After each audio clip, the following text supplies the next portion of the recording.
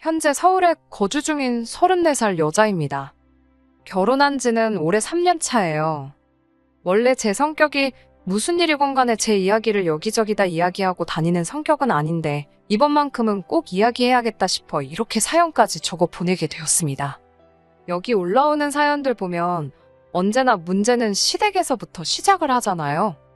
저 역시도 마찬가지였습니다. 처음에는 시부모님이 너무 쿨한 성격이라 생각할 정도였고 10월 드는 저와는 거리가 먼 이야기라 생각했어요. 결혼 후에 시댁에 찾아뵐 일이 생기면 오히려 저희가 오는 걸 너무나도 귀찮아 하셨거든요. 괜히 저희 오면 집 청소도 해야 하고 식사 준비도 해야 하고 여간 번거로운 게 아니니 시간 있으면 그냥 둘이 어디라도 놀러나 가라는 식이셨지요. 그런데 알고 보니 그건 다 신우 때문이었습니다.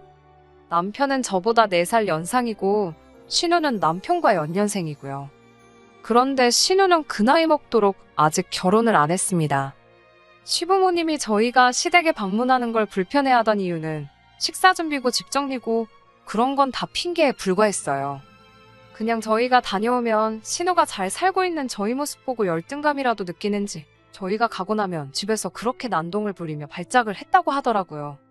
그렇다 보니 시부모님도 차라리 얼굴 좀 안 보고 그러는 게 편했기에 저희 보고 오지 말라고 했던 것이었습니다. 저는 여태까지 그걸 시부모님이 쿨한 성격이라 며느리 부담 갖지 하지 않게 하기 위해 그러시는 거라 믿어왔고요. 신우 성격 이상한 것도 시부모님은 물론 남편도 다 알고 있던 사실인데 팔은 안으로 굽는다는 그 말이 결국엔 다들 신우를 위해서 제가 희생하는 게 당연한 거라 생각하고 있었다는 거네요. 제 본가는 지방에 있습니다. 저는 대학부터 시작해서 남편과 결혼해서 서울로 올라오기 전까진 계속 지방에서 거주하고 있었어요. 남편은 제가 다니던 회사 거래처와 연결된 회사에 다니고 있었고 본사는 서울에 있었는데 파견근무차 저희 지역에서 1년 조금 넘게 거주를 했었거든요. 어떻게 인연이 다 연애를 시작하게 되었고 남편이 서울에 있는 본사로 복귀하면서 몇 달 정도 주말 연애를 이어가다가 청혼을 받게 돼서 결혼까지 하게 되었습니다. 저한테는 쉬운 결정이 아니었어요. 대학도 본가 근처에 있는 지역에서 나왔고 회사 또한 같은 지역으로 취직을 했기에 제가 서울에 어디 기들곳 하나 있던 게 아니었거든요. 졸업 후부터 쭉 다니던 회사이기도 했으니 경력이 끊어지는 부분도 아쉽긴 했습니다. 허나 당시 여러모로 오래 몸담은 회사에 이래저래 실망스러운 부분도 있고 해서 여러 가지 생각이 많던 차였거든요. 제가 아무리 회사에서 좋은 성과를 낸다고 해도 진급에 있어서는 남자 직원한테 양보를 해야 하는 그런 부분들부터 회사 역사상 여자가 대리 이상으로 진급한 일이 없다고 하는데 그런 부분에 어느 정도 한계를 느끼고 있던 차였어요. 거기에 나중에 제가 결혼하면 막연한 계획이긴 했지만 아이는 제 손으로 직접 키우고 싶은 욕심도 있었거든요. 그래서 고민 끝에 저는 남편을 따라 서울로 가기로 했습니다. 회사 사표 한 장 집어던지면 끝나는 거지만 삶의 터전을 바꾸는 거니 여러모로 정리해야 할 게 많았습니다. 지방이긴 하지만 그래도 제 명의로 아파트를 하나 보유하고 있었거든요. 제가 대학교를 다닐 때는 친정부모님 집에서 같이 살면서 통학을 했었어요. 그리고 졸업과 동시에 취직을 하게 되었으니 독립을 해보고 싶은 마음도 있었고 무엇보다 부모님 집에서 회사까지 출퇴근이 정말 불편하게 되어 있었거든요. 차를 사는 방법도 있긴 했는데 제가 말씀드렸다시피 회사가 이상한 부분에서 소위 말하는 꼰대 같은 모습이 좀 있었어요. 그래서 당시 신입 직원이었던 제가 차를 끌고 출근하는 건 상상도 못할 일이었습니다. 지금 생각해보면 차 끌고 출근하는 거랑 신입 직원인 게 무슨 상관이 있나 싶지만 그때는 회사의 암묵적인 룰이니 당연히 따라야 한다 생각했고요. 출퇴근으로만 몇 시간씩 시간을 버리게 되니 여러모로 부모님 집을 나와 독립을 하는 게 가장 좋겠다는 생각이 들었어요. 그래서 회사 근처에 있는 월세 같은 걸 구해 혼자 살아볼 작정이었거든요. 몇 달 일해서 월급도 모여있던 상황이었는데 그 돈으로 구할 수 있는 방은 회사와는 가까워지지만 출퇴근이 불편한 건 매한가지였어요. 그래서 회사 근처에 있는 신축 오피스텔 같은 곳을 알아봤는데 그런 곳은 또 보증금부터가 꽤나 목돈이 필요하더라고요. 월세는 월세대로 비싼 느낌이고 관리비는 관리비대로 이중으로 돈이 나가니 출퇴근 좀 편하게 하겠다고 돈을 버리는 느낌도 들었고요. 그렇게 고민하던 와중에 친정부모님께서 상황이 그러면 월세를 구하는 게 아니라 아예 자가로 집을 하나 구하는 게 어떻겠냐 하시더라고요. 전세를 구하는 방법도 있긴 했지만 부모님께서 이리저리 같이 알아봐 주시다가 투자 가치도 조금 있어 보이는 아파트를 골라 그 아파트를 매매하게 되었습니다. 친정부모님께 6천 정도의 목돈을 지원받았고 나머지는 제가 모은 돈에 은행 대출을 껴서 제 나이 25에 내 이름으로 된 집을 갖게 되었지요.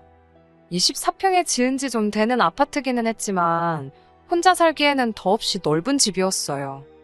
값도 합리적이고 출퇴근 문제도 해결되고 월세 나가는 거나 대출이자 내는 거나 비슷하겠지만 그래도 언젠가 이 집이 내 것이 될 거라는 생각에 이자 내는 건 아깝지도 않았습니다. 그 후부터는 열심히 돈을 모으며 빚부터 갚아야겠다 생각해서 돈 모으는 것에만 열중했어요. 조금씩 아끼고 절약하며 살다 보니 5년 뒤에 은행 대출은 완전히 다 털어버리게 되었습니다.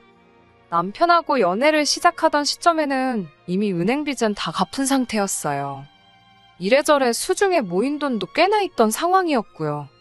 그리고 남편의 청혼을 받아 남편을 따라 서울로 가는 걸 결정했을 때 집은 집대로 있고 저한테는 추가적으로 1억이 넘는 저금이 있는 상황이었습니다.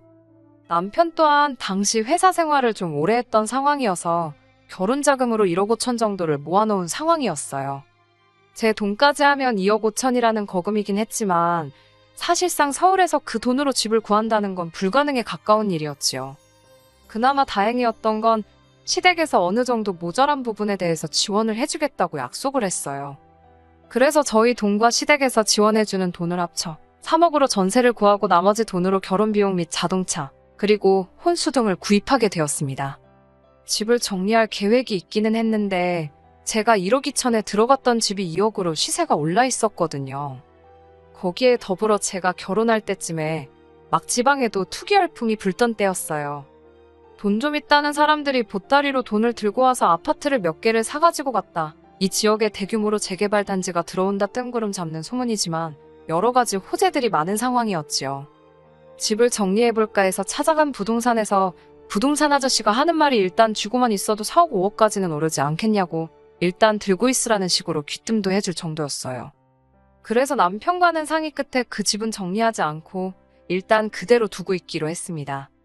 원래는 제 집을 전세를 주거나 할 계획이었어요.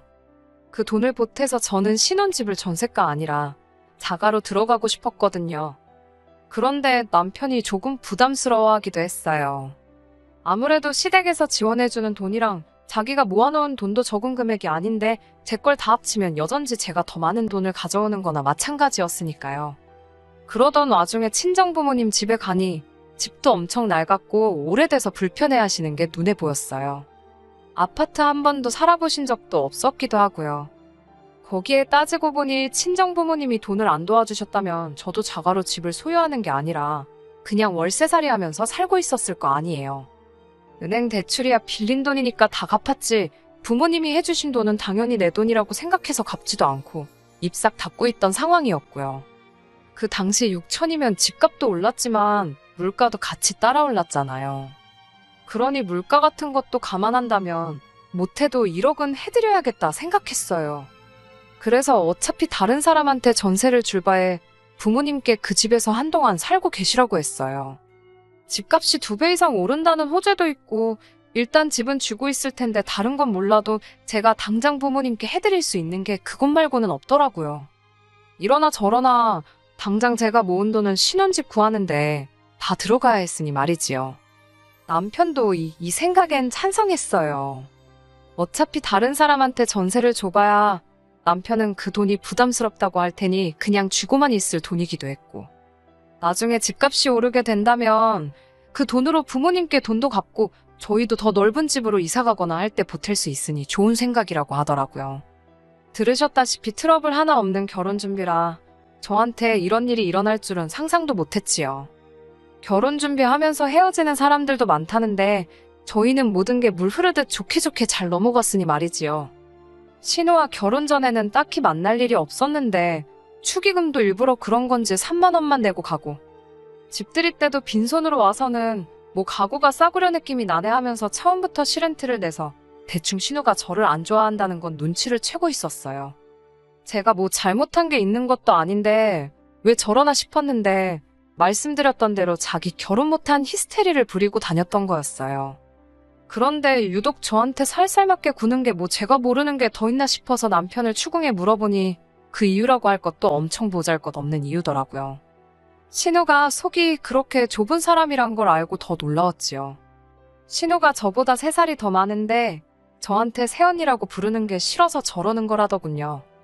남편이 어찌어찌 해명이라고 하는 게 신우가 어려서부터 리더십이 있고 어디 모임 같은 거 있으면 다 주도해서 처리하고 감투도 쓰고 그렇게 항상 이끄는 역할을 해왔다대요.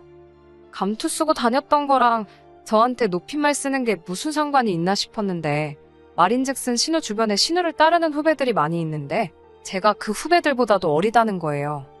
그런 저한테 높임말을 쓰는 모습이 상상이 가질 않는다니 어쩌니 해서 싫다는 겁니다. 그렇다고 제가 신우한테 내가 손윗 사람이니까 받들어 모셔라 강요한 것도 아니고 신우한테 반말을 찍찍하고 그랬던 것도 아니에요. 어이가 없고 황당하기는 했지만 싫다는데 제가 뭐 어쩔 도리가 있었겠나요. 괜히 신우 마음 돌려보겠다고 아양을 부릴 것도 아니고 신우랑 가깝게 지낸다고 해서 저한테 득이 될 것도 없으니 그냥 거리 두고 살자고 했죠. 괜히 긁어 부스럼이라고 상황만 악화시킬 수도 있고 신우 덕분에 시댁과도 어느 정도 거리를 두고 살게 되었는데 따지고 보면 저한테는 나쁠 게 없는 상황이었으니까요. 남편도 시부모님도 나서서 이 상황을 나아지게 하려는 게 아니라 피해가자는 입장이었으니 그냥 그렇게 대면대면하게 지내기로 했었습니다. 그런데 그런 신우가 뭘 잘못 먹기라도 한 건지 언젠가부터 저한테 먼저 연락도 오고 새언니 하면서 친한 척을 하기 시작하더라고요. 그게 싫다고 할 땐 언제고 저도 사회생활을 했으니 대충 짐작은 가더라고요. 보통 사람이 갑자기 변하면 그게 죽을 때가 다 돼서 그러는 거 아니면 저한테 뭐 얻어낼 게 있어서 그러는 거 아니겠어요? 제 생각대로였어요. 신우가 갑자기 죽을 때가 된 게 아니고 진짜 이유는 후자에 가까웠습니다. 신우가 그 나이 될 때까지 결혼을 못한 건 신우 성격 때문에 그런 거라고 생각했어요. 이상한 데서 자존심 세우고 자기 자신을 너무 고평가하는 그 인성이 문제였겠지요. 그런데 집신도 짝이 있다더니 그런 신우도 결혼을 전제로 만나는 사람이 생겼어요. 그리고 두 사람이 이야기가 잘 돼가고 있는 건지 결혼 이야기가 두 사람 사이에서 오가고 있다더라고요. 하지만 그때까지도 신우가 저한테 잘 보일 이유가 하나도 없다고 생각했거든요. 제 딴에는 신우가 결혼도 가까워졌으니 남자 쪽에 가정적인 여자임을 보여주고 싶어서 가족들과 잘 지내는 모습을 보여주고 싶어서 저러나 아니면 축의금으로 한돈 200만 원 정도 달라고 하려나 그 정도로만 생각을 하고 있었는데 제 예상을 아늑히 초월하는 부탁을 해오더군요. 신우가 계속해서 한 번 만나자고 자리를 만들려고 할 때부터 촉이 안 좋았어요. 아마도 신우가 저한테 뭔가 부탁을 한다면 그날 그 자리가 바로 그 부탁을 해오는 자리가 될 거라 생각했거든요. 신우가 정신을 차렸구나 생각하고 최대한 그런 쪽이 아니라고 생각하려고 했지만 역시나 안 좋은 예감은 틀리는 법이 없었네요. 집들이 때도 안 사온 휴지 선물 세트를 사들고 와서는 가족 좋은 게 별거 있겠냐며 너스레를 떨더라고요. 괜히 시간 끌지 말고 본론만 빠르게 말해줬으면 하는데 언제부터 저희가 그렇게 친하게 지냈다고 온갖 아는 척, 추억이 넘쳐나는 척을 하면서 온갖 아양을 다 떨더라고요. 없는 추억 억지로 짜내서 분위기를 띄우려다가 막상 이야깃거리가 다 떨어지니 그제서야 본론으로 넘어가는데 신우는 나 결혼하는데 다른 건 딱히 해줄 필요 없다는 말로 시작해서 말도 안 되는 부탁을 별것도 아닌 것처럼 말을 하더라고요. 우연의 일치라고 하면서 자기 결혼할 남자가 이번에 제 본가가 있는 쪽으로 내려가 장사를 시작할 계획이라고 하더군요. 그리고 제 명의로 그쪽에 아파트를 가지고 있다는 사실을 들었다면서 다른 건 아니고 그 집을 자기들이 사주겠다고 하더라고요. 인심 쓰듯이 사주겠다는 말이 어이가 없었습니다. 제가 그 집을 팔려고 내놓은 적도 없고 그 집에 다른 사람도 아니고 친정부모님이 살고 계시는데 제가 미쳤다고 그 집을 친정부모님 이사시키고 신우한테 팔겠어요? 신우가 저한테 그동안 잘했고 못했고를 떠나서 얼토당토 않는 이야기였어요. 그래서 그 집에 부모님이 살고 계셔서 안 된다고 거절의 의사를 확실하게 말하려고 했습니다. 투자 가치가 있고 그런 이야기는 설명도 할 생각 없었고 그냥 안 된다고 말할 작정이었어요. 안 된다는 말을 꺼내려는데 신우는 이미 저한테 집을 사기로 한 것 마냥 제 말을 끊고는 더 어이없는 말을 하더군요. 결혼 후 몇 년 시간이 지나 시세도 이제 3억 초중반을 왔다 갔다 하고 있는 아파트를 대뜸 자기한테 1억 5천에 넘기라는 거예요. 세상에 애놀이를 해도 집값을 반 이상 깎아서 팔려고 하는 건 세상 어느 나라 개념인가 싶었습니다. 신우한테 그건 또 무슨 말도 안 되는 소리냐며 집을 팔 생각은 추호도 없었는데 1억 5천에 사겠다는 말을 들으니 더더욱이 팔 생각이 없다고 신우한테 집 이야기는 그만하라고 했어요. 시세에 곱절을 준다고 해도 팔 생각이 없으니 더는 물어볼 필요도 없다고요. 거절을 당하니 신우가 본 모습을 보이며 아주 입에 개거품을 물기 시작했습니다. 자기가 이렇게까지 숙이고 나왔는데 어떻게 고민도 안 해볼 수가 있냐고요. 신우한테 입장 바꿔서 한번 생각해보라고 했어요. 그냥 금매에 내놓아도 3억은 되는 집이고 친정부모님이 살고 계시는 집인데 신우라면 그 집을 반도 안 되는 값에 저한테 팔 수 있냐고요. 신우는 입에 개거품을 문 상태로 입장 바꿔서 생각해보라는 말 한번 잘 꺼냈다며 저보고도 자기 입장도 바꿔서 한번 생각해보라고 하더군요. 지 오빠가 결혼할 때 집에 있는 돈 다 가져가서 지금 이 사단이 난 거 아니겠냐는 거죠. 중소기업을 다니고 있긴 하지만 신우도 못해도 회사 생활 경력이 10년은 더 넘었을 텐데 모아놓은 돈 하나도 없다는 것도 이해가 가지 않았어요. 부모님이 도와주신 부분이고 집값이 오른 건 얻어 걸린 것도 있긴 하지만 저도 결혼할 때 1억 가지고 왔잖아요. 결혼할 때 시댁에서 지원해준 돈도 그래요. 그 돈이 결국 저희 신혼집 구하는 데 쓰이긴 했지만 시부모님이 그 돈을 저한테 주신 것도 아니잖아요. 그런데 그 돈을 들먹이면서 제가 그 돈을 받았으니 그 돈만큼 제 명의 아파트를 깎아서 자기한테 넘기라는 게 어느 나라 계산 방식인지 싶었습니다. 그런데 계속해서 신우는 저보고 그렇게 욕심부리면 말년이 험할 거라고 하면서 악담을 쏟아내더니 어디 한번 두고 보자는 식으로 으름장을 놓고 돌아갔어요. 자기 안 보고 살아도 좋냐는 식으로 말을 하고 갔는데 여태까지도 안 보고 산 거나 마찬가지인데 그 말이 통할 거라 생각한 건지 끝까지 어이없는 신우였습니다. 어차피 신우한테 그 집을 넘길 생각도 없고 한바탕 하기는 했지만 거절의 의사를 확실히 밝혔으니 다 끝난 일이라고 생각했어요. 그런데 집에 돌아오니 남편이 그래도 어떻게든 신우를 도와주면 어떻겠냐고 하는 겁니다. 신우의 억지보다 남편의 반응이 더 충격적이었어요. 신우랑 한바탕 하고 있는데 옆에서 거들지도 않고 상황만 지켜보던 것도 마음에 안 들었는데 이제 와서 저런 반응을 보이니 여태까지 같이 살던 그 사람이 맞나 싶었습니다. 생각해보니 앞뒤가 안 맞는 게 너무 많았어요. 특히 제 집에 관해서는 결혼 전에 시댁에 오픈을 한 적이 없었어요. 내 재산이긴 하지만 그거 가만두고 친정부모님께 드리고 왔다는 식으로 받아들일까봐 싶어 숨기고 있던 사실이었거든요. 그런데 시부모님도 아니고 신우가 그 집에 대해서 알고 있다니 남편을 추궁하니 자기가 말했다 하더군요. 이번 기회 아니면 신우 씨 집은 다 간 거 아니겠냐. 성질 더러운 신우 등살에 힘들어하는 부모님 생각하니 그것도 딱하고 신우도 그 집을 싸게 얻으면 상대 쪽에도 면도 살지 않겠냐면서. 저보고 다른 사람도 아니고 가족 일인데 저만 조금 희생하면 모두가 편해지는 거 아니겠냐대요. 만에 하나 신우한테 그 집을 넘긴다고 한들 친정부모님이 살고 계신데 그건 어떻게 할 거냐 따졌지요. 그러니 남편이 두 분이야 원래 오래된 집에서 잘 살고 계시지 않았느냐 하면서 적당한 월세 구해드리면 되지 않냐더라고요. 그 말이 끝나기가 무섭게 저도 모르게 남편 뺨싸다기를 한 대에 올려붙여버렸어요. 그 뒤로는 남편하고 말도 한마디 하지 않고 냉전 중이에요.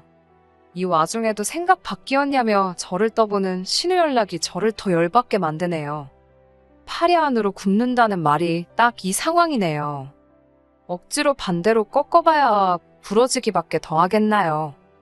빠른 시일 내로 이혼 전문 변호사한테 상담 좀 받아보려고 합니다. 저도 강경하게 나간다면 남편도 마음을 돌리지 않겠나 싶네요. 궁금해하시는 분들이 계셔서 이렇게 후기 보내드립니다. 일단 남편하고는 완전히 이혼하게 되었어요. 생각을 바꿀 모습도 보이지 않고 반성은커녕 이런 걸로 이혼하자고 하는 제가 괘씸하다는데 더 뭘 두고 봐야 하나 싶더라고요. 전후 사정을 알고 나니 이혼하는데 확신만 더 갖게 되었어요. 신우 남편 될 사람이 우연찮게 제 고향에서 장사를 하는 것도 아니었어요. 신우가 애초에 결혼 조건으로 제 집을 가져오기로 한 거고, 그 남자는 딱히 하는 일이 없는 사람인데 집 살던 아낀 돈으로 그쪽에다가 뭐 체인점 같은 거 하나 낼 계획이었다대요. 시모까지 나서서 그럼 그 집을 안 팔아도 되니까 친정부모님 내쫓고 거기서 신우 돈 모을 때까지 살게 해주면 안 되냐고 물어보는데, 신우 먹고 사는 건 그렇게 중요한데 식가족 그 누구도 저희 부모님 생각해주는 사람 없더라고요. 그래서 이혼을 진행하게 되었어요. 남편은 오히려 이혼하자는 말에 기고만장해져서 재산 분할로 내 집 절반을 가져오겠다 으름장을 놓는데, 좀 알아보고 그런 말 좀 하지, 결혼 전부터 가지고 있던 내 재산을 무슨 수로 자기가 가져가겠다는 건지 싶더라고요. 덕분에 이혼은 오히려 수월했네요. 오히려 전세로 들어간 돈에 제 돈도 껴있었으니 위자료며 재산 분할이며 이것저것 해서 제가 가져온 게 더 많아요. 혼수도 그대로 들고 와서 제 집에다 옮겨놨고요. 남편은 남은 돈 들고 시부모님 집으로 들어갔는데, 시부모님도 이번에 꼭 신우는 시집을 보내야겠다고 생각한 건지 남편이 들고 온 돈 가지고 신우 시집을 보냈더라고요. 남편도 느끼는 바가 있었는지 저한테 연락해서 다시 합치자는 헛소리를 하더라고요. 평생 당신이 모은 돈 들여서 동생 시집 보내줬으니 부모님도 편해지고 당신도 행복한 거 아니냐고, 영양가도 없는 소리 할 거면 열심히 돈 벌어서 신우 뒷바라지를 해주던 부모님 편하게 효도나 하라고 했어요. 저는 고향 내려와서 부모님 가지고 계신 돈하고 이혼할 때 들고 나온 돈에서 부모님하고 작은 가게 하나 차렸습니다. 잠깐 힘든 일이 있긴 했지만 힘들었던 거 자꾸 되새겨서 뭐 하겠어요. 앞날이 아직도 창창한데 제 행복 찾아가면서 열심히 살아보려고 합니다. 끝까지 들어주셔서 감사합니다. 오늘의 사연은 여기까지입니다. 구독과 좋아요, 알람 설정 부탁드리고 더 좋은 사연으로 다시 찾아뵙겠습니다. 감사합니다.